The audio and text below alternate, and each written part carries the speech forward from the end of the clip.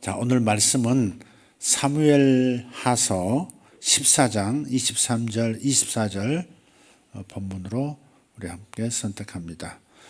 사무엘하서 14장 23절 24절입니다. 함께 읽겠습니다. 이에 요압이 일어나 그술로 가서 압살롬을 예루살렘으로 데려오니 왕이 이르되 그가 자기 집으로 돌아가게 하고 내 얼굴을 보지 말게 하라. 아멘. 이에 압살롬이 자기 집으로 돌아가고 왕의 얼굴을 보지 못하니라. 아멘. 아멘. 오늘 말씀은 여기 사무엘하 13장부터 18장에 이르는 좀 긴 이야기들 속에서 좀 이렇게 군데군데 또 말씀을 살피면서 은혜를 나누기를 원합니다. 여기에 이제 등장하는 주인공은 다윗입니다. 다윗이 탁월한 사람인 것은 아무도 부인하지 않을 겁니다. 이 탁월한 사람 다윗에게 한 가지 문제는 있었어요. 그 문제는 뭐냐? 아내가 너무 많다는 거예요. 아내가 둘 이상인 분 손 들어봐요. 조 집사님 하나죠? 갑자기 당황하셨어. 네, 아내를 너무 많이 둔 거예요. 헤브론에서 낳은 아들이 6명이고요. 그러니까 이스라엘 전체의 왕이 되기 전에 헤브론, 유다의 본거지에서 아들을 낳았는데 6명이고요. 예루살렘에 올라가서 다시 말해서 이스라엘 전체 12지파의 왕으로 기름 부음 받은 다음에 낳은 아들이 11명이에요. 17명의 아들에 딸도 다말이라는 딸이 있고 또 여러 딸들이 있었을 거예요. 기록되지 않은 수많은 또 자녀들이 있었다는 보고도 있습니다. 그러니까 다른 말로 하면 이게 다 한 배에서 난 자식들이 아니에요. 그게 아니라 여러 여인 속에서 여러 명의 아내들 가운데서 태어난 아이들입니다. 복잡한 여인 관계가 다윗에게 있었던 겁니다. 신명기서 17장 17절을 보면요, 하나님께서 모세를 통해서 이후로 왕이 된다면 왕은 이러한 조건을 항상 충족시켜야 한다, 그렇게 말씀을 하셨어요. 신명기 17장 17절에 보면 아내를 많이 두지 말며 그랬단 말이에요. 은금을 많이 두지 말 뿐 아니라 아내를 많이 두지 말라 그랬어요. 그런 이 말씀에 비춰보면 다윗은 하나님의 명령을 어긴 셈이 되는 겁니다. 근데 하나님의 마음에 합했던 이 다윗이, 하나님의 마음에 꼭 들었던 이 다윗이 왜 이 하나님의 명령을 어기고 그렇게 많은 아내를 두었을까 하는 점입니다. 첫째로는 다윗은 사랑과 정욕과 소유욕이 강했다, 그렇게 볼 수 있습니다. 다른 말로 그도 인간이었고 그도 평범한 남자였다는 겁니다. 두 번째 생각해 볼 수 있는 이유는 정치적인 이유입니다. 정치적인 안정을 위해서 국제적인 그 관계 속에서 결혼을 많이 하는 경우가 많거든요. 지방 호족들과 이 사돈 관계를 맺음으로써 혹은 직접적으로 결혼 관계를 통해서 정치적인 적이 되지 않도록 묶어두는 그 의도들이 고대에 참 많았죠. 이웃 나라들과도 정략 결혼이 참 많았습니다. 그래서 그럴 수 있었다 생각을 해보는 겁니다. 하지만 아내를 여럿 두고 각각 다른 배에서 여러 아들들을 많이 두었다고 하는 것이 결국은 두고두고 큰 화근이 되는 것을 보게 됩니다. 가지 많은 나무에 바람 잘 날이 없다, 그런 말도 있죠. 여러 아내에다가 그 배에서 태어난 수많은 자식들이 있으니 거기에서 바람 잘 날이 없는 그런 왕가가 되는 겁니다. 또 이런 면을 좀 살펴야 합니다. 오늘 13장 1절을 보면요, 이렇게 말씀을 해요. 이 일 뒤에 이러한 일이 있었더라로 시작이 돼요. 이 일 뒤에 이러한 일이 있었더라. 개역개정에서는 그 후에 이런 일이 있었더라, 그렇게 말씀하고 있거든요. 그 일 후가 뭐냐? 이 일 뒤에 이 말이 뭐냐? 그 12장에 있는 거거든요. 12장에 밧세바 사건이 기록되어 있습니다. 다윗이 우리아의 아내 밧세바를 빼앗은 그 이야기가 기록되어 있고요. 그러고서 13장에 들어가자마자 이 일 뒤에 이러한 일이 있었더라 라고 말함으로써 굉장히 심상치 않은 불길한 예감을 자아내는 표현으로 13장이 시작이 돼요. 아니나 다를까 다윗의 큰 아들 암논의 이야기가 기록되어 있는데 이게 또 12장을 연상하지 않을 수가 없는 그런 이야기입니다. 자녀는 부모의 앞모습보다 뒷모습을 보고 배운다고 하지 않습니까? 겉으로 드러나는 그럴듯한 모습보다는 드러나지 않은 속모습을 보고 자녀들은 배웁니다. 그래서 자녀들의 자라는 터는 앞마당이 아니라 뒷마당이에요. 외부인은 앞마당만 보지만 자녀는 뒷마당까지도 다 봅니다. 부모는 자녀에게 이렇게 하라 당위를 말하지만 자녀는 살아가는 부모의 실제 모습에 더 크게 영향을 받고 자라는 법입니다. 12장에 다윗의 엉뚱한 모습을 보면서 13장에서 그의 아들이 일을 저지르는 상상도 못할 일을 저지르는 이야기가 이어지고 있는 겁니다. 그래서 그 일 뒤에 이러한 일이 있으니라 하면서 심상치 않은 분위기를 띄우고 그 얘기를 시작하고 있는 겁니다. 어느 날 암논, 그러니까 이 다윗의 맏아들입니다. 암논이 이복 여동생 다말을 보게 됩니다. 그러니까 이복 여동생이고 그 다말이라는 여동생은 그 친오빠는 압살롬이에요. 압살롬.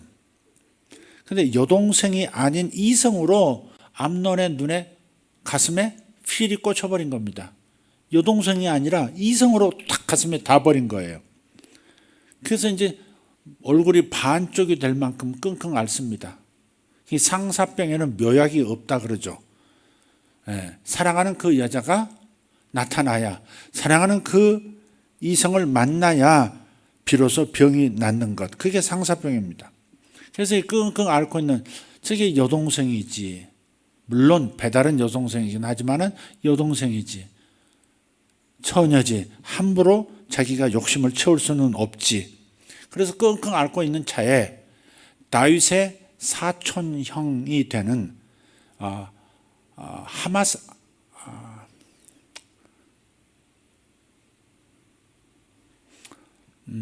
하므아라 이름이 갑자기 생각이 안 납니다. 그 사촌형이 되는 그 이 사람의 아들인데 그 요나답이라고 있어요. 이게 다윗에게는 조카뻘이 되는 거죠. 그 요나답이 암논 왕자에게 다가와서 간교한 꾀를 알려줍니다. 지금 왕자께서 지금 앓고 계시는 이 상황을 왕께서도 들으셨습니다. 곧 병문안 오실 거예요. 그때 아버님이 오시면 이렇게 말씀하세요. 다말이 옛날에 뭘 이렇게 음식을 해줬는데 너무너무 맛있었습니다.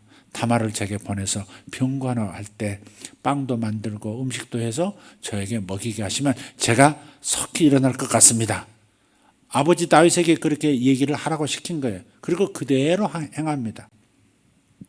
다말을 아버지가 이제 왕이 부르니까 다말이 이제 쫓아와서 자기 이제 배다른 오빠지만 그 오빠니까 그래서 병간호 한다고 그 빵도 만들고 음식도 만들어서 대접을 하는 그 상황에서 이 암논이 다른 사람을 다 물러가라, 이 집에서 나가라 그래 놓고 그 완력을 통해서 그 다말을 범합니다. 자기 여동생인데 그러한 이 성폭행을 하고 만 겁니다. 욕심을 채운 다음에 이 암논의 마음이 돌변하는 거예요. 죽고 못 살 것 같은 마음이더니 차지하고 나니까 오히려 미운 마음이 더 생기는 거예요. 사랑하는 것보다 더 큰 증오가 생겨버렸어요. 그래서 그 길로 내쫓아버렸습니다. 욕심 채운 다음에 내쫓아버렸어요. 그래서 눈물을 철철 흘리고 슬픈 마음으로 발을 질질 끌고 자기 오빠 압살롬의 집에 가서 상황을 말하고 그 집에 머뭅니다. 13장 20절에 보면 그 성폭행을 당하고 쫓겨난 다말이 압살롬 집에 머무는 그 상황을 처량하게 되었더라 그렇게 표현하고 있어요. 처량하게, 왕의 딸 아닙니까? 공주 아닙니까? 절세의 공주가 이런 일을 당하고 이제는 버림받은 그 모습으로 처량하게 친오빠 집에서 세월을 죽이고 있는 상황을 그렇게 말하고 있어요. 근데 이런 상황에서 이해되지 않는 게 하나 있습니다. 그 뭐냐? 다윗의 태도입니다. 자녀들 사이에서 근친상간이 일어났지 않습니까? 있을 수 없는 일이 일어났는데 이에 대해서 단호한 처분을 내리지 않는 겁니다. 물론 이 얘기를 전해 듣고 암논이 여동생 다말을 취했다는 그 말을 듣고 몹시 화를 내고 분을 냅니다. 하지만 구체적인 징계, 책벌이 없는 겁니다. 그러니까 올바른 공의가 세워지지 않으면 그러면 이게 문제가 생기는 거예요. 여기서부터 무엇인가 일이 꼬이기 시작해요. 초기 대응을 잘못함으로써 다윗은 호미로 막을 것을 가래로도 못 막을 상황으로 처해지게 되는 겁니다. 압살롬이 아버지가 침묵하고 있으니까 심판을 내려줘야 할 심판관이 조용히 침묵하고 있으니까 자신이 나서서 억울하다고 계속해서 어필할 수도 없고, 그래서 2년을 그렇게 고통 속에서 이 오누이가 세월을 보내는 겁니다. 자라라고 하는 건요, 자라 아시죠? 거북이 비슷하게 생긴 그 민물에서 사는 요 자라라고 하는 게 힘이 없으면요 고개를 쑥 집어넣어요. 이렇게 쑥 집어넣습니다. 그러다가 기회가 오면 쏜살같이 팍 머리가 튀어나와서요 사람 손가락도 꽉 물고 놓지 않으면요 손가락이 끊어지기도 합니다. 실제 사람 손가락을 끊을 만한 이 턱 힘이 있거든요. 그런 것처럼 압살롬이 2년을 기다렸고요. 그 2년 동안에 다윗은 공정한 심판을 끝까지 봐주지 않습니다. 이런 공정한 심판이 정의가 세워지지 않으면 불평불만이 쌓입니다. 가해자 암논은 사과 한마디 없고 심판관도 말이 없습니다. 끓는 그 점을 비등점이라고 그러죠. 비등점에 이르면 터지기 마련이죠. 드디어 쌓인 감정이 터지고 맙니다. 양털 깎는 잔칫날에 압살롬은 암논과 왕자들을 초대해요. 그때 당시 이제 하사받은 농지, 왕자로서 어머니와 함께 하사받은 그런 목장들이 있어요. 근데 목축업을 하면 양을 키우다 보면 수입이 어디서 발생합니까? 양털 깎는, 바로 그날에 큰 수입이 들어오거든요. 농사꾼들은 뭐 해요? 추수하는 날 큰 수입이 1년의 수고에 대한 보상을 받게 되죠. 근데 목축업 하는 사람들은 양털 깎는 날이 잔칫날입니다. 이 잔칫날에는 주변에 있는 사람들 일가친척도 불러다가 그야말로 파티를 여는 겁니다. 그래서 암논 목장에서 압살롬 목장에서 양털 깎는 그날에 잔치를 벌이고 암논 그리고 다른 왕자들까지 다 초빙을 해요. 암논만 부르면 이상하니까 모든 왕자, 모든 공주를 다 초대를 해요. 그리고 그 자리에서 암논을 죽입니다. 칼이 그의 배를 꿰뚫었고 피를 흘리면서 암논이 죽습니다. 왕자들은 놀라서 다 도망하고 아버지가 있는 다윗이 있는 궁전으로 도망을 와요. 이 가해자의 사과 한마디 없이 마땅히 심판을 봐주어야 할 심판관의 무관심 속에서 상한 감정은 이처럼 끌어오르고 만 겁니다. 그리고 그 길로 압살롬은요 아버지 다윗이 무서워서 그슬왕 아미홀의 아들 달메에게 도망갑니다. 이 달메라는 인물이 누구냐? 외할아버지입니다. 외할아버지. 외가로 도망을 했어요. 형을 죽여서 원수를 갚았지만 아버지가 두려우니까 외가로 도망친 거예요. 예나 지금이나 무슨 일이 벌어지면 위기에 처할 때 외가로 도망하는 일이 참 많았습니다. 다윗도 사울에게 쫓길 때 모압으로 도망해요. 그것도 자기를 따르는 400명의 병사들을 데리고 모압으로 도망갑니다. 모압이 바로 먼 외갓집이라고 할 수 있거든요. 다윗의 조상이 누구예요? 보아스와 결혼한 룻. 룻이 증조모거든요. 다윗의 증조모예요. 그러니까 외갓집이라고 할 수 있어요. 그래서 피할 곳이 없으니까 이 사해 바다를 건너서 모압 땅으로 외갓집으로 도망해서 그곳에서 한동안 보내다가 다시 진정되니까 이스라엘 땅으로 돌아옵니다. 야곱도 그렇습니다. 형 에서를 속이고 장자권을 빼앗은 다음에 아버지 돌아가시면 반드시 내 동생 야곱을 죽이겠다는 그 의도를 알고 야곱이 밧단 아람 외삼촌 집으로 도망합니다. 먼 길을 떠나죠. 그 얘기 여러분 잘 아실 줄 믿습니다. 이렇게 위기에 처하면 이상하게 외가로 어머니의 집으로 도망을 합니다. 되게 친가보다 외가가 더 가까운 그런 경향이 좀 있는 것 같아요. 저도 이렇게 보고 주변 사람들 보면 외갓집 사람들을 더 이렇게 더 친근하게 생각하는, 어머니와 가깝기 때문에 그런지 외갓집이 더 좋은 그런 성향이 있는 것 같습니다. 그런데 3년이 세월이 흘렀습니다. 3년 동안 망명한 거예요. 그동안에 다윗은 맏아들 암논을 사랑했었는데 암논이 죽었다고 하는 것은 이미 이제 3년이 지나니까 마음에서 세월이 약이라고 마음에서 이제 많이 이제 위로를 받고 이제 마음이 녹았어요. 암논을 마음에서 지고 나니까 도망간 망명 중인 압살롬이 또 그리운 거예요. 압살롬을 굉장히 보고 싶어 합니다. 또 압살롬이 잘생겼거든요. 예루살렘의 꽃미남입니다. 성경에 그렇게 되어 있어요. 그 아름다움에 대해서 칭송하지 않는 자가 없고 발바닥에서부터 정수리까지 흠이 하나 없었더라. 머리칼도 얼마나 예쁜지, 피부 죽여주고 눈동자 아주 죽여주고 그런 꽃미남 중에 꽃미남입니다. 그러니까 압살롬이 이제 보고 싶은 거예요. 근데 눈치를 누가 챘느냐면 군대 장관이었던 요압이 눈치를 채요. 그래서 요압이 왕의 허락을 득하지 않고 그냥 이렇게 자기 꾀를 내 가지고 또 어떤 여인을 통해 가지고 뭐 이렇게 압살롬이 다시 돌아올 수 있도록 이렇게 다윗의 마음을 움직이는 어떤 일을 계획해요. 그래서 압살롬이 다시 귀환할 수 있도록 그렇게 주선을 합니다.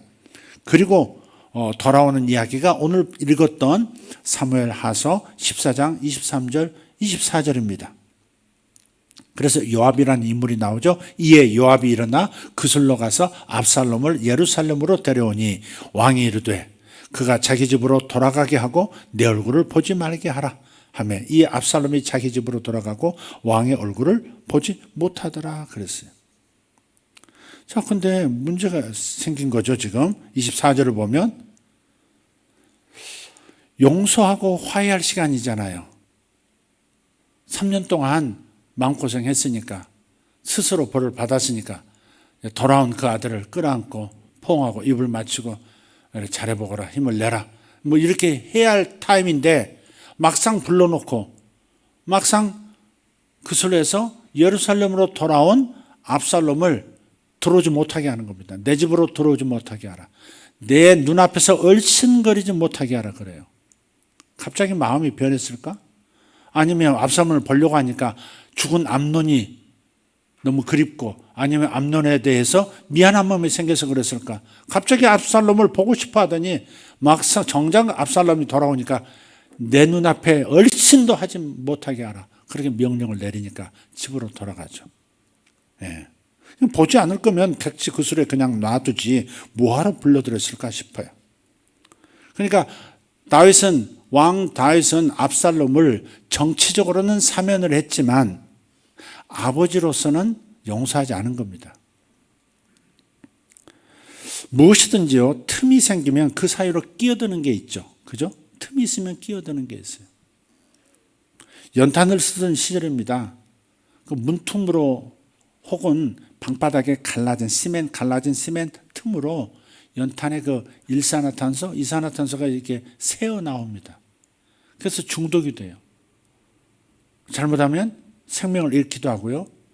그래서 거반 뭐 이렇게 정신이 없으면 옛날에 겨울에 동치미 갖다가 막 먹이고 그러면 정신 차리고 막 그런 이야기 경험들 나이 든 분들은 있을 겁니다.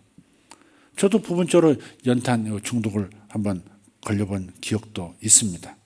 사람과 사람 사이에도 감정의 틈이 생기면요, 그러면 꼭 비집고 들어오는 게 있어요. 그 뭐예요? 사탄입니다. 예나 지금이나 사탄은 틈을 내는 명수고요, 그 틈을 이용해서 더 큰 이간질을 부추깁니다. 에덴에서 하나님과 아담 사이에 틈을 내었고 조금씩 의심을 품게 만들고, 그리고 거기에다가 결정적으로 불순종하게 만들고 하나님께 저주받아 에덴에서 쫓겨나가게 만드는 그런 일을 사탄이 벌리는 겁니다. 그러니까 사탄은 사람과 사람 사이에, 하나님과 사이에, 사람과 하나님 사이에 틈새가 생기도록 자주 사용하는 전략입니다. 그래서 사탄을요, 마귀라고도 한다 그랬죠. 마귀. 사탄은 다른 용어로 마귀라고 해요. 마귀란 말은 헬라어로 디아볼로스라고 해요. 디아볼로스. 디아는 전치사예요. 디아는 무엇과 무엇 사이, 나무 줄기와 가지 사이 할 때 그 사이, 그걸 디아라고 해요. 볼로스, 그것은 볼로스는 이간질하다 그런 뜻이에요. 그러니까 무엇과 무엇 사이를 이간질하는 존재, 그 뜻이 마귀예요. 마귀는 이간질하는 자, 그런 뜻이에요. 그래서 하나님께서 사탄이라고 사용할 때도 말씀하실 때도 있고, 또 마귀라고도 하실 때가 있는데, 사탄이라고 할 때하고 마귀는 또 달라요. 예수님의 십자가에서 죽으실 것이다 라고 예수님께서 앞으로 행로를 진술하셨을 때 베드로를 통해서 사탄이 뭐라고 하죠? 그러지 마시옵소서, 십자가에서 죽으시면 안 됩니다, 뭐 이렇게 말리잖아요. 그때 예수님께서 뭐라고 그러세요? 사탄아, 너는 나를 넘어지게 하는 자로다. 내 뒤로 물러가라, 꺼져, 그렇게 말씀하시죠.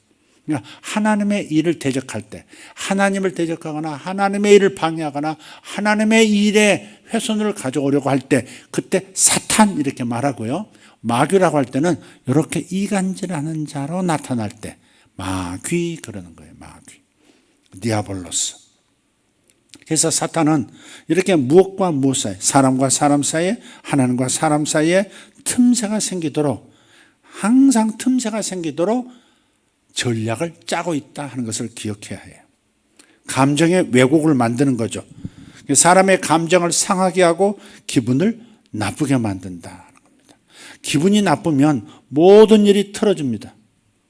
그런 말도 있습니다. 그래서 기분이 나쁘면 천국도 안 간다고. 천국 가는 것보다 기분 나쁜 게 더 기분 나쁘다 이게. 기분 나쁘다고 직장 하루아침에 때려치우는 남자도 있죠. 기분 나쁘다고 지나가는 행위를 치는 사람도 있고요. 기분 나쁘다고 자살하는 사람도 있어요.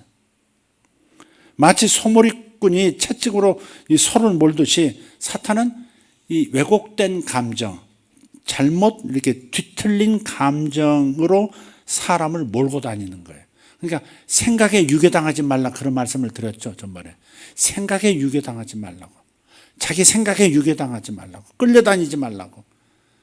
그 생각은 감정 생각을 말하는 거예요. 특히 감정을 말하는 거예요. 감정이 이렇게 뒤틀린 감정, 상처 입은 감정을 따라서 사탄이 건드리면 그 방향으로 생각도 흘러가고, 그 방향으로 말도 나오고, 그 방향으로 행동도 하기 시작하고 그러잖아요. 그러니까 말을 이랴이랴 이쪽 으랴으랴 이렇게 하듯이 몰고 다니듯이, 소를 몰고 다니듯이 사탄은 사람의 왜곡된 감정, 상처 입은 감정을 통해서 인생을 끌고 다닌다 하는 겁니다. 이걸 여러분 항상 생각해야 돼요. 다윗과 압살롬 사이에 감정의 틈이 생기고 만 겁니다. 망명생활 3년 만에 돌아온 압살롬에게 눈길 한번 주지 않고 면담을 거절합니다. 아버지 다윗의 용서는 그런 면에서 비인격적인 겁니다. 용서한 것 같은데 비인격적인 거예요. 사법적인 사면은 있었지만 아버지의 따뜻한 포옹은 없었습니다. 압살롬이 원한 것은 아버지의 인격적인 용서였지 법적인 사면이 아니었습니다. 그리고 압살롬이 당일에 경험한 것은 아버지의 거절입니다. 너는 내게 중요한 애가 아니야. 너는 나쁜 놈이야. 너는 내 집에 들어올 자격도 없고 내 얼굴 볼 자격도 없어. 이렇게 말해버린 것이죠, 결국은. 다윗의 생애에서 지울 수 없는 몇 가지 중대한 실수가 있는데요. 뭘까요? 첫째는 다른 사람의 여인 밧세바를 취한 거예요. 범한 거예요. 두 번째는 이것을 은폐하려고 그의 남편을 의도적으로 전쟁터 저 일선으로 보내서 살해한 겁니다. 남편의 이름은 우리아였죠. 우리아. 네. 세 번째는 자기의 여동생을 완력으로 이렇게 범한 암논의 죄를 묻지 않고 넘어간 것. 그 다음에 네 번째가 압살롬을 이렇게 거절해버린 것. 보고 싶다고 데려오라고 해놓고 정작 오니까 거절해버린 것. 다윗 자신은 하나님으로부터 그렇게 많은 용서와 은혜를 받았음에도 불구하고 자기 아들에게는 정작 그러한 용서와 은혜를 베풀기를 거절한 겁니다. 돌아온 탕자의 그 아버지처럼 왜 받아주지 못했던 것일까? 좀 안타까워요. 그동안 얼마나 마음고생이 많았냐. 참으로 너에게 미안하구나. 네 잘못만도 아닌데 미안하다. 이제 지나간 일 잊어버리고 차려보자꾸나. 이 한마디를 왜 못했는지 너무 궁금하고 안타까운 거예요. 거절당한 당사자 압살롬의 마음에 서운함이 비수처럼 박혔습니다. 그리고 그 서운함은 오기가 되고 분노로 발전합니다. 아버지에게 거절당한 수치심, 모멸감, 상처받은 자존심, 이런 것들이 안에서 여러 가지 복합적인 감정들이 상한 감정의 폭탄주가 되어 가고 있는 중, 그리고 폭발하죠. 압살롬이 조용히 있질 않았습니다. 또 가만히 있다가 어느 날부턴가 움직이기 시작합니다. 아침 일찍 성문 곁을 지키다가 왕에게 재판을 받으러 가는 사람들을 붙잡고 무료 법률 상담, 판단까지 다 해줍니다. 자문을 해줘요. 겸손하고 친절하게 도움을 줍니다. 아까 말씀드렸듯이 압살롬은 그때 당시 예루살렘의 최고의 꽃미남이었다는 사실, 그의 아름다운 외모만으로도 크게 칭찬을 받고 부러움을 사는, 모든 사람들이 좋아하는 그런 젊은 남자였어요. 잘생긴 외모, 친절과 겸손, 전문적인 법률 지식, 게다가 왕자라는 그 명함을 이용해서 무료 법률 자문을 해주니까 사람의 마음이 다 미혹이 되는 겁니다. 이렇게 압살롬은 백성의 마음을 야금야금 훔쳐가고 있었던 거예요. 백성들의 인기를 자기에게로, 아버지에게 향하게 하는 것이 아니라 영광을 자신이 취하는 겁니다. 그래서 백성들의 마음을 훔쳐가기 시작했어요. 그래서 훔친다라고 하는 것은 사탄적인 겁니다. 그냥 백성의 마음을 얻는 거하고 훔치는 건 다른 거죠. 훔치는 것은 자신에게 허락되지 않은 그런 권위를 통해서 사람들의 마음을 자기에게로 향하게 하는 것, 허락되지 않은 선을 넘게 하는 것, 그것은 훔치는 거죠. 훔치는 거예요. 그런데 문제는 다윗이 이것을 몰랐을까 하는 겁니다. 그 정보를 못 들었을까? 아니면 한편에 또 미안해서 그냥 묻고 한 것일까? 아니면 하나님께서 다윗의 눈과 귀와 마음을 이렇게 무감각하게 만들어버린 것일까? 그건 뭔지 모르지만 다윗은 알면서도 그것을 묵과하고 있었다면 그것은 큰 후폭풍으로 돌아올 일인 거죠. 암논이 다말을 범했을 때 다윗은 확실한 태도를 취하지 않고 어정쩡한 태도를 보임으로써 압살롬이 직접 암논을 제거합니다. 처단해버렸어요. 또 압살롬이 4년간 백성들의 마음을 훔치고 있는 동안에 다윗은 아무런 조치를 취하지 않음으로 인해서 반역이 시작됩니다. 아, 이렇게도 아버지가 침묵하고 있네? 이렇게도 나를 이렇게 없는 사람 취급한다 이거지. 이제 그런 그 오기가 점점 강해지면서 반역의 씨앗이 되어버리고 만 겁니다. 분명한 사실은 감정적인 틈이 생기면 그 틈 사이로 사탄이 파고들어서 감정이 더 상하게 만든다는 겁니다. 상한 감정은 실개천을 강으로 만들고 그 강을 절대 건널 수 없는 바다로 만들어버립니다. 그래서 성경에 뭐라고 말씀해요? 분을 내어도 죄를 짓지 말고 해가 지도록 분을 품지 말라 그랬어요. 해가 지도록 붐을 품지 말라. 시간이 갈수록 상한 감정은 점점 틈이 더 벌어진다는 거예요. 이게 담벼락도 한번 금이 가면 그 안에 먼지가 들어가고 물이 새어 들어가고 점점점 더 갈라지죠. 그죠? 점점 더 갈라져요. 나중에는 담장 자체가 무너지기도 하는 거예요. 만약에 이 틈을 의식하고 틈을 막질 않으면 그 틈새로 악한 영이 고개를 밀고 들어오는 겁니다. 그러니까 인간의 감정으로 끝나는 게 아니라 인간의 감정의 이 분열, 이 갈라진 틈을 사탄은 절대 놓치지 않고 바로 그 왜곡된 감정, 상한 감정으로 치고 들어와서 그 인생을 조종하고 그 인생을 파괴시키고 그 인생을 통해서 다른 사람의 삶도 파괴시키는 일을 지금도 하고 있는 거예요. 이런 말씀 들을 때 여러분 떠오르는 것이 있을지 모르겠어요. 요즘 누구 때문에 감정이 상한 일은 없는가 살펴야 합니다. 그리고 그 틈새가 얼마나 되는가 생각해 보십시오. 사탄이 기어 들어오기 전에 그 틈새를 막아야 합니다. 사탄은 상한 감정의 틈을 통로 삼아 일하기 때문에 그렇습니다. 사탄은 쉬지 않습니다. 끊임없이 상한 감정들을, 냄새나는 감정들을 찾아다닌다는 사실을 기억해야 합니다. 그런데 보통은 큰 문제라고 생각 안 하죠.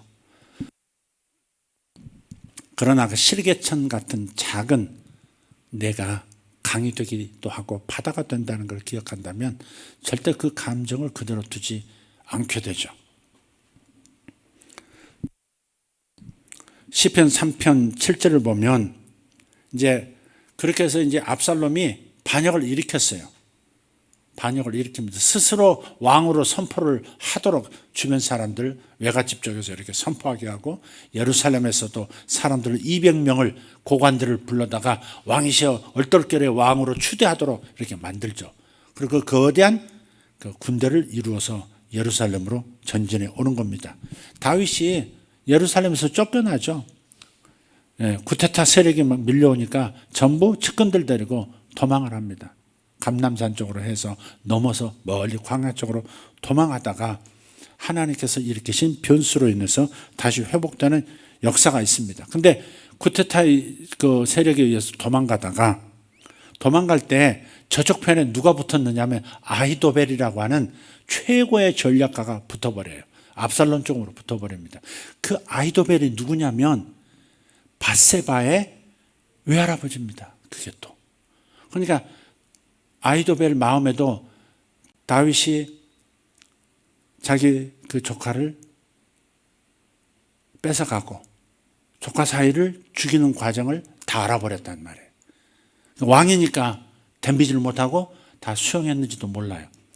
그러니까 압살롬의 반역이 일어났을 때 아히도벨이 자신의 그 옛 상처가 도져서 어쩌면 압살롬 쪽에 섰는지도 몰라요. 이 아히도벨이 너무 유능한 전략가입니다. 아히도벨이 다윗의 편에 서느냐 압살롬 편에 서느냐에 따라서 전쟁의 승패가 달라져요. 다윗이 보고를 받았어요. 아히도벨이 압살롬 진영으로 갔나이다. 그 말 듣자마자 보따리 싸기 시작합니다. 그만큼 졌다. 그럴 수밖에 없는 능한 사람입니다. 그런데 그 아히도벨이 그렇게 압살롬에게 붙었고 다윗이 도망하면서 뭐라고 하나님께 기도를 해요. 그게 시편 3편 7절에 나와요. 주께서 나의 모든 원수의 뺨을 치시며 악인의 이를 꺾으셨나이다. 야, 하나님의 사람의 기도가 뭐 이렇게 무서워요? 뺨을 치는 정도면 하나님의 뺨한테 때리면 머리가 다 날아가겠죠. 그러니까 악인의 이를 꺾으셨나이다. 썩어서 뽑아준 게 아니고 한 대 맞아 센 사람이 탁 때리면 이게 뼈리 그냥 옥수수 다 튀어나간다 그런 표현 쓰잖아요. 옥수수가 우수수 이빨가도로 튀어나오는 악인의 뼈를 꺾으셨나이다. 주여 한 방 아히도벨의 뺨을 때리셔서 이빨이 와장창 나가게 하소서. 지금 그 기도를 하고 있는 거잖아요. 근데 이런 기도를 우리가 참 어떻게 이런 기도를 다 하지? 우리의 윤리의식으로 볼 게 아니고요. 이게 자기 치유, 자가 치료적 감정의 치료라는 차원에서 볼 필요가 있어요. 상한 마음, 상한 감정을 하나님께 쏟아 부으면요, 자유케 된다는 겁니다. 다윗이 지금 자기의 이 구테타에 의해서 쫓겨나가는 이 비참한 심정, 그것도 자식이 자기를 죽이겠다고 달려든 이 상황 속에서, 그리고 그것을 지원하는 세력에 대해서 분노가 일어나는 거죠. 자식보다도 자식을 부추겨 세웠다고 생각을 하겠죠, 구테타 세력이. 그러니까 모조리 악인의 일을 꺾어주십시오, 이렇게 하나님 앞에 쏟아 부으니까, 상한 감정을 쏟아 부으니까 다윗은 그 감정으로부터 자유롭게 되는 겁니다. 왜냐하면 자신의 감정을 하나님께 다 올려드렸기 때문에. 다윗이 이렇게도 기도합니다. 원수들이 평생 거지가 되게 해주시옵소서, 그렇게 기도하고요. 그의 자식들과 자손들이 대대로 거지가 되게 해주시옵소서, 빌어먹게 하여 주시옵소서, 그런 기도도 해요. 마음속에 분이 일어나니까 그들의 자식 후손까지도 다 거지 되게 해주십시오, 이런 기도를 한단 말이에요. 그러나 그것은 그렇게 진짜 되기를 원하는, 감정적으로는 그렇지만 그것을 하나님께서 꼭 그대로 들어주신다고 생각해서 하는 게 아니란 말이에요. 자기 속에 이렇게까지 화가 납니다, 이렇게까지 분합니다, 그것을 하나님 앞에 쏟아내놓는 것이고, 하나님은 다윗의 그 고통스러운 마음을 이렇게 치료해 주시는 차원에서 들어주시는 겁니다. 만약에 우리가 미워하는 사람들에 대해서 품었던 감정을 하나님께서 다 들어주셨으면요, 무슨 일이 벌어졌을까? 어쩌면 자기 집안 식구도 다 아무도 없고 자기 혼자 있을지도 몰라요. 이웃집은 물론이고 다 죽어 넘어져서 아무도 없을지도 몰라요. 하나님께서 기도 다 안 들어주시는 거 감사하셔야 합니다. 그거 다 들어줬으면 어떻게 됐을까? 내 기도를 다, 내 마음을 다 들어줬으면 어떻게 됐을까? 그러니까 우리가 하나님 앞에 내가 지금 이 속상한 감정, 이 괴로운 감정, 이 쓰디쓴 이 물을 좀 쏟아내놓고 좀 여기서부터 쓴 물로부터, 이 고통으로부터 자유하고 싶습니다 하는 마음으로 하나님 앞에 쏟아내놓는 것은 하나님 앞에 올려드리는 것이고, 따라서 내 마음은 치료가 되는 거예요. 그래서 성경에 이런 것도, 이 저주시도 다 기록을 하는 겁니다. 그런데 압살롬은요, 그렇지가 않아요. 끓어오르는 분노의 감정을 예루살렘에 입성해서 아버지의 후궁 10명을요, 왕궁 옥상에서 다 사람들이 보는 그 앞에서요, 뻘거벗기고 폭행을 합니다. 10명을 그냥 이렇게 10명하고 잠자리를 갖는 거예요. 아버지를 모욕하는 거죠. 분을 그렇게 푸는 거예요. 그러니까 다윗은 기도로 하나님 앞에 쏟아놓는 반면에 압살롬은 사람에게 화풀이 하듯이 쏟아놓고 맙니다.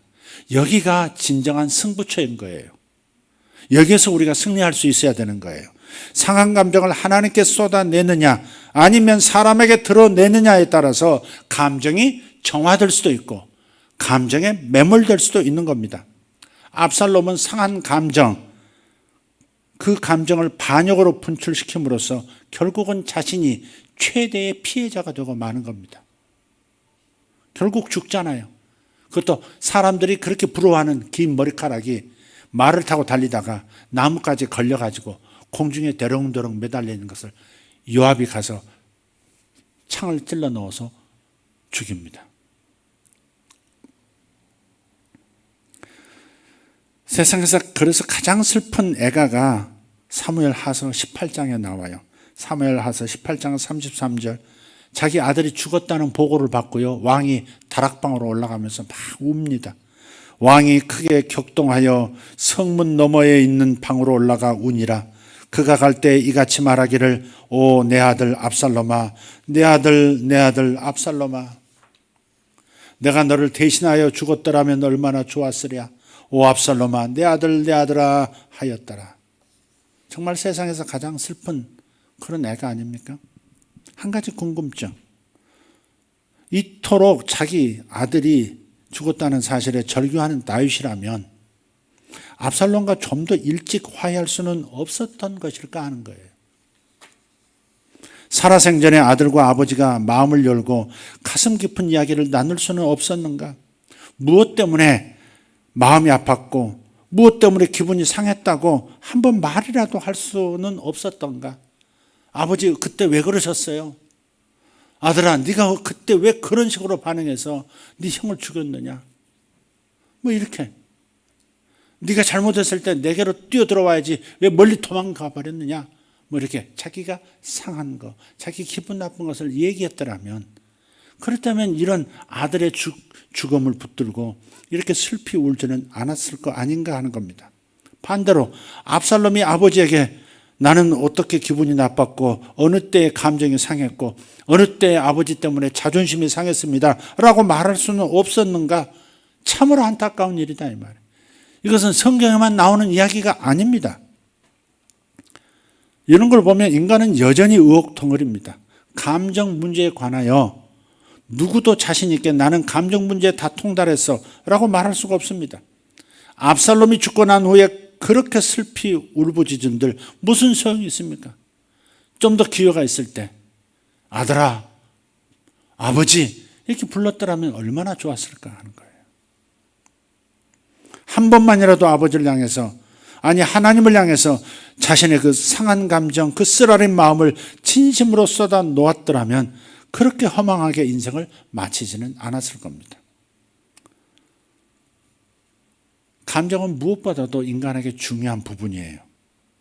감정을 처리하기에 따라서 사람을 살릴 수도 있고 사람을 죽일 수도 있습니다. 지혜로운 자가 될 수도 있고 우매한 자가 될 수도 있습니다. 아니, 살 수도 있고 죽을 수도 있습니다. 그래서 이 땅의 아버지, 어머니, 지금 당신의 아들과 딸의 감정적으로 막힌 것은 없는가? 아들과 딸 사이에, 아니 아버지와 어머니와 그 자식 간에 막힌 부분은 없는가?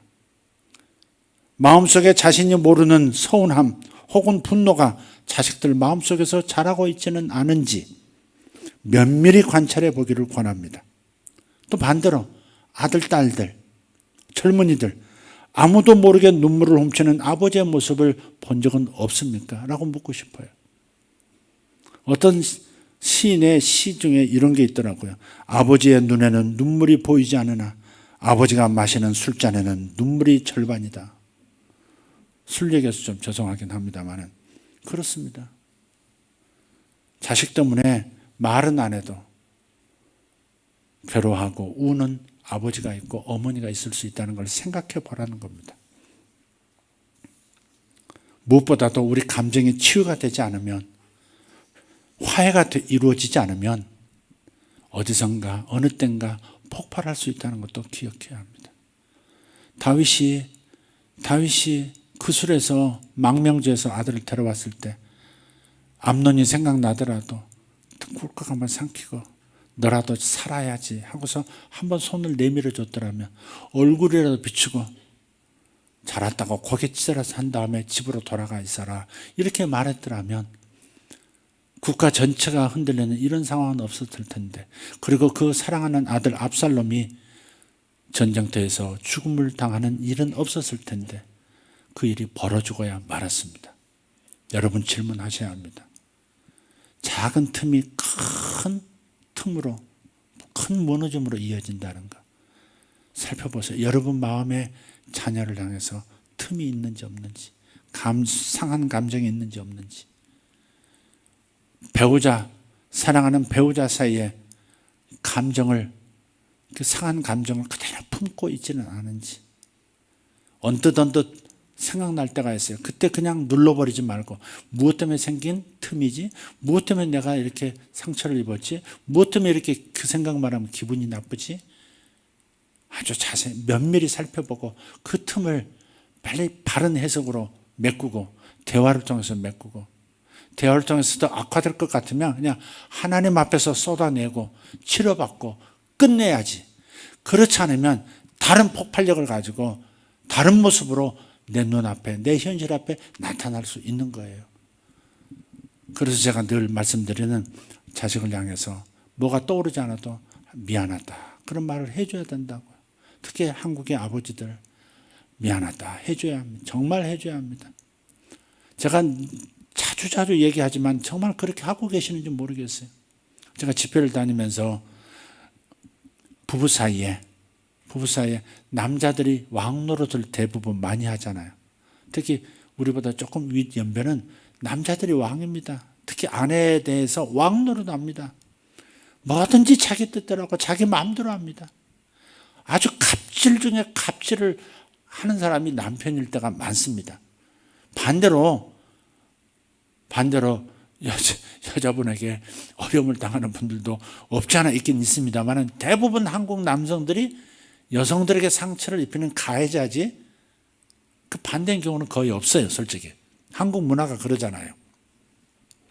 그래서 미안하다고 이제 부부시라면 저기 안수 집사님, 그 장로 혹은 장로님, 저 권사님한테 아내 되시죠? 권사님한테 미안하다고 얘기해 보세요. 미안하다고 해서 미안하다는 말을 참 못해요. 공개적으로 시키는데도 못하시더라고요. 멍석 깔아줘도 못해요. 장난 삼아라도 할 수 있잖아요. 여보 미안해요. 할 수 있잖아요. 그걸 절대 못하는지 안 하는지 모르지만 안 나와. 한 교회에서는 목사님 아버님 어머님이세요. 얼마나 아버지가 그냥 바가도 휘둘고 그냥 아내 되시는 그 장모님을 목사님 장모님을 괴롭혔는지 몰라. 그런데 내가 그 사실을 알고 이제 본인도 인정하는 바이고 이제 나이가 들으셔서 그래서 한번 공개 한번 여보 미안해요 한번 하랬더니 사랑해요 하라고 그랬구나. 사랑해요 하랬더니 끝까지 안 하시더라고요. 근데 제가 강사인데 명색이 강사인데 뒤로 물러서겠습니까? 될 때까지 밀어제끼지 내가. 마이크는 내가 잡았는데 뭐 그 다음 진행 안 해도 좋아 할 때까지 기다려. 그랬더니 그 장로님이 느닷없이 쑥스러워서 그랬겠지. 갑자기 벌떡 일어나시더니 딱 교회 복도 통로 있잖아. 통로에서 딱 무릎을 꿇더라고. 한쪽 무릎을 딱 사랑해요 여보 이러더라고. 이거 좀 진지하게 좀 해보세요 장로님. 농으로 하지 마시고 정말 진지한 마음으로 여보 미안해요 여보 사랑해요 한번 해보라. 할 때까지 제가 밀어제꼈습니다. 그리고 그날 제가 고기 사드렸습니다. 근데 그걸 굉장히 어려워하더라고요. 자식한테도 미안한 마음은 속에 분명히 있으면서도 말을 못하는. 많이 때렸다든지 그 자식들 놔두고 가정 놔두고 혼자 세상 젊었을 때 다니다가 늙어서 집에 돌아왔다든지 마음에 미안한 마음이 있을 거 아니겠어요. 근데 그걸 표현하는 것을 그렇게 못하는 거예요. 표현만 하면 자신도 치유되고 그 말을 듣는 가족도 치유될 텐데 말 한마디로 천냥빚도 갚을 텐데 그걸 못하더라고. 그걸 못해. 제가 그래서 사탄이 단단히 달라붙어 있구나. 제가 그렇게 볼 수밖에 없어요. 미안하다는 말, 용서해달라는 말, 사랑한다는 말을 그렇게 못할 정도면 그건 사탄이 붙어 있는 거다. 그건 아주 귀신이 입을 아주 꽉 다물고 그냥 아주 그냥 뭘 가지고 꽉 쪼이고 있구나. 그런 생각이 들더라고요. 혹시 저한테 미안하다는 소리 듣고 싶은 분 계시면 얘기하시면 제가 정말 제대로 사과를 하도록 하겠습니다. 저도 잘못했을 수 있으니까. 사탄은 감정의 틈새를 타고 역사한다. 잊지 맙시다. 아멘. 한번 해볼까요? 오늘 설교 제목이에요. 사탄은 감정의 틈을 탄다. 다시 한번 사탄은 감정의 틈을 탄다. 그럼 어떻게 해야 되겠어요? 그 틈을 메꿔야죠. 저 사람과 나 사이에 있는 이 작은 틈을 빨리 메꿔야지. 큰 틈으로 큰 아픈 결과로 나타나지 않도록 막을 수가 있으니까. 기도하십시다. 기도하십시다. 하나님 감사합니다. 오늘 우리에게 다윗과 압살롬의 관계 속에서 하나님 부모가 어떻게 처신하고 어떻게 자식을 위해서 말하고 행동해야 될지 다시 한번 살펴볼 기회가 되었습니다. 또한 사랑하는 자녀들은 부모의 마음이 어떠할지 미리 한번 생각해보는 그런 기회를 얻었습니다. 하나님 사탄이 틈을 노리고 그 틈에 자리 잡고 사람을 부리고 사람을 자기 뜻대로 끌고 다닌다는 사실을 오늘 알았사오니 상한 감정이 있을진데 하나님 앞에 쏟아놓게 하시고 상한 감정 하나님 사랑하는 그 가족 앞에 쏟아 놓음으로 말미암아서 하나님 치료받는 역사가 있기를 원합니다. 우리 사랑하는 예수제교회 모든 가족들, 또 오늘 이 말씀을 함께 들으며 나눈 모든 가정들마다 하나님 틈을 메꾸는 작업이 오늘부터 들어가게 하여 주시옵소서. 담대하게 작은 문제로 여기지 아니하고 하나님 담대하게 고백하고 위로하고 안아주고 하나님 격려해주는 역사가 있게 하여 주시옵소서. 치료가 일어나게 하여 주시옵소서. 사탄이 발을 못 붙이게 하여 주시옵소서. 사탄이 내 마음에서 발을 못 붙이게 하여 주시옵소서. 사탄이 내 자식들에게 역사하지 못하도록 주여 도와주시옵소서. 사탄이 우리 부부 사이에 역사하지 못하도록 우리의 틈을 메꿔 주시옵소서. 저도 노력하게 싸우니 성령이여 역사하여 주시옵소서. 깨닫게 해주시옵소서. 알게 해주시옵소서. 눈치채게 하여 주시옵소서. 할 수 있다 결심하게 도와주시옵소서. 하나님 치료받아야 되겠다 결심이 서게 하여 주시옵소서. 성도들을 축복하시고 저들을 심령 안에서 역사하시는 성령 하나님 지금부터 강하게 역사해 주시옵소서. 오늘 이 기도 시간에도 우리를 치료해 주실 줄 믿습니다. 다윗이 하나님 앞에 아픈 마음을 쏟아놓더니 바로 그 문제에서 즉시 자유하게 된 것처럼 저들도 자유하게 하여 주시옵소서.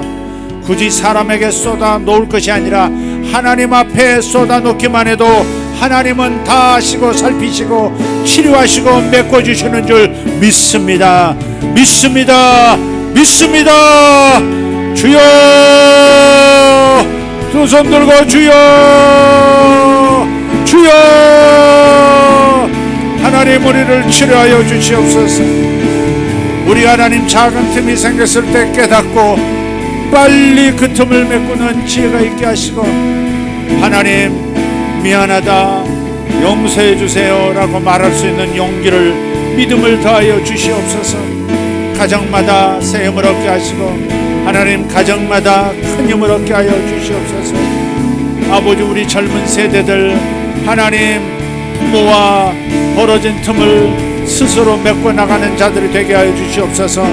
살아계신 하나님 아버지께서 살아계신 하나님 우리 아버지께서 땅에 부족한 아버지의 메꾸지 못한 부분을 메꿔주실 줄 믿습니다. 하늘아버지 우리의 마음을 위로하여 주시옵소서. 하늘아버지 우리의 마음을 치료하여 주시옵소서. 하늘아버지시여 우리의 마음을 새롭게 하여 주시옵소서. 빈틈을 메꿔주시옵소서. 아버지 하나님 부모의 마음이 자식에게로 자식의 마음이 아비에게로 돌아오는 말라기의 말씀의 역사가 있게 하여 주시옵소서. 아비의 마음이 자식에게로 자식의 마음이 아비에게로 돌아오는 역사, 어미의 마음이 딸에게로 딸의 마음이 어미에게로 돌아오는 역사가 있게 하여 주시옵소서. 살아계신 우리 하나님 감사합니다.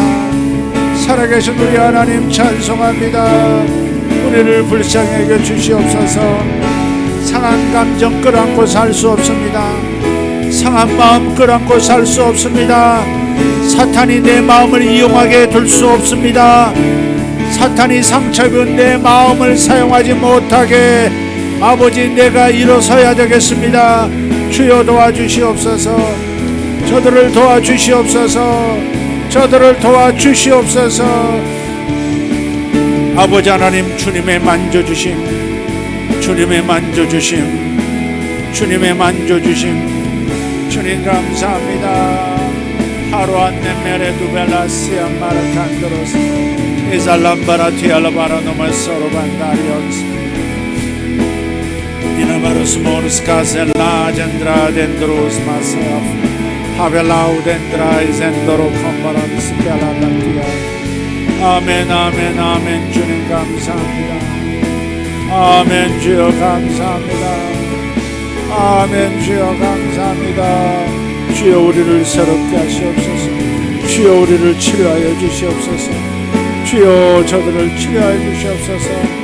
사탄이 기생할 틈을 메꿔 주시옵소서. 마귀가 기생할 틈을 메꿔 주시옵소서. 주여 감사합니다. 사과하며 살게 하시고 용서하며 살게 하여 주시옵고, 감사하다 감사하다 말하며 살게 해 주시옵고, 사랑한다 말하고 축복한다 말하며 살게 하여 주시옵소서. 주님 감사합니다. 로베르투 메리가리안 소로벨라디아르스칸소. 주님 감사합니다. 주여 도와주시옵소서. 우리를 치료하여 주시옵소서. 우리 가족들을 치료하여 주시옵소서. 우리 아이들을 만져주시고, 아버지 아내를 만져주시고, 남편을 만져주시옵소서. 우리의 딸들을 만져주시옵소서. 우리의 딸들을 만져주시옵소서. 우리의 어머니들을 만져주시옵소서. 우리의 아버지들을 만져주시옵소서. 하나님, 틈이 있는 채로 마귀에게 이용당하며 살 수 없습니다. 주님 도와주시옵소서. 주님 도와주시옵소서. 주님 도와주시옵소서. 주여 감사합니다.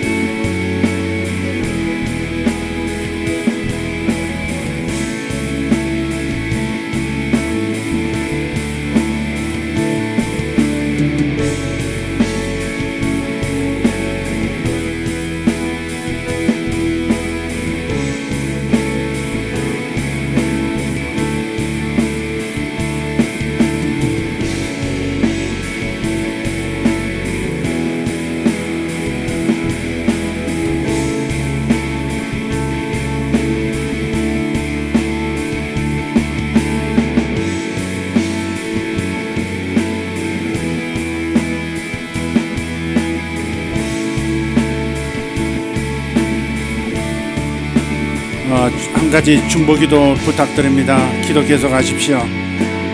내일 우리 강상진 형제가 심장 혈관 트랜스 시술을, 트랜스인지 잘 모르겠는데 시술을 합니다. 그래서 내일 그 시술 이렇게 안정적으로 잘 되어지도록 뭐 개복하고 수술하고 그런 건 아니지만 혈관 따라서 쭉 관을 끼워서 이렇게 시술하는 건데 잘 되어지도록, 심장이기 때문에 또 혹시 어떤 위험이 따르지 않도록 오늘 이 시간 함께 좀 기도해 주셨으면 좋겠습니다. 우리 강상진 형제 내일 심장 시술하는 거 깨끗하게, 그래서 완전히 건강한 심장으로 살아갈 수 있도록 이 시간 기도해 주십시오. 주여 한번 하고 기도합니다. 주여, 주여 감사합니다. 사랑하는 들 축복합니다. 하나님, 그 심장이 힘있게 박동할 수 있도록, 혈관이 정상으로 돌아갈 수 있도록, 하나님 관상 동맥 정상으로 돌아가고 관상 정맥도 정상으로 돌아가게 하여 주시옵소서. 하나님, 의사를 통하여 역사하실 줄 믿습니다. 친히 만져주시기도 하고 의사를 통하여 만져주시고 회복시켜 주시옵소서. 하나님, 내일 주님께서 병실을 사로잡아 주시고 하나님 그 공간을 사로잡아 주시고 의사를 붙들어 주시옵고 하나님 간호사도 붙들어 주시고 하나님 모든 약물들도 기구들도 붙들어 주시옵고 하나님 아들에게 최적화된 상황으로 하나님 만들어 주실 줄 믿습니다. 주님, 아들에게 자유를 주실 줄 믿습니다. 아들에게 하나님 자유를 주실 줄 믿습니다. 강상진 아들에게 자유를 주실 줄 믿습니다. 주여 깨끗하게 하여 주시옵소서. 완전하게 하여 주시옵소서. 완전하게 하여 주시옵소서. 예수 이름으로 명하노니 강상전의 심장은 혈관들은 정상으로 돌아갈지어다. 깨끗해질지어다. 완전해질지어다. 다시 손볼 필요 없게 될지어다. 예수님의 이름으로 할렐루야. 아멘. 주님 감사합니다.